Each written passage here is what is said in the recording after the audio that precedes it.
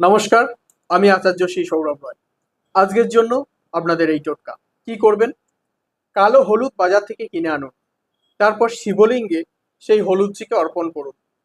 তারপর পঞ্চামৃত দিয়ে শিব পূজা করুন, রুদ্রাভিষেক করুন এবং শিবলিঙ্গে আতর লাগান। গোলাপের যে কোনো অ্যালকোহল ফ্রি আতর লাগান।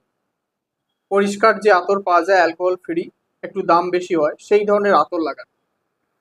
সেই কালো হলুদের মধ্যেও সেই আতর একটু ঘষে লাগিয়ে দিন।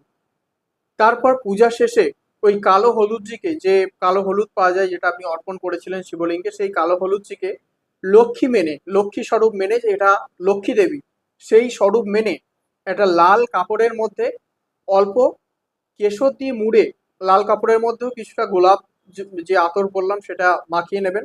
তারপর কিছুটা কেশর দিয়ে দেবেন এবং সেই কালো হলুদটিকে এবং কেশরটিকে একসাথে মুড়ে মৌলি যে সুতো হয় সেই সুতো দিয়ে ভালো করে বাঁধবেন। বেঁধে সেটা বাড়ি নিয়ে আসুন এবং আপনার বাড়ির যে লকার রয়েছে সেই লকারে সেটি রেখে দিন। এত পয়সা আসবে, আমি বলে দিচ্ছি আপনাকে লকার বড় করতে হবে। ভিডিওটি যদি ভালো লেগে থাকে একটা লাইক করবেন এবং কমেন্টে লিখুন হর হর মহাদেব এবং সকলকে শেয়ার করে সকলের দেখার সুযোগ করে দিন।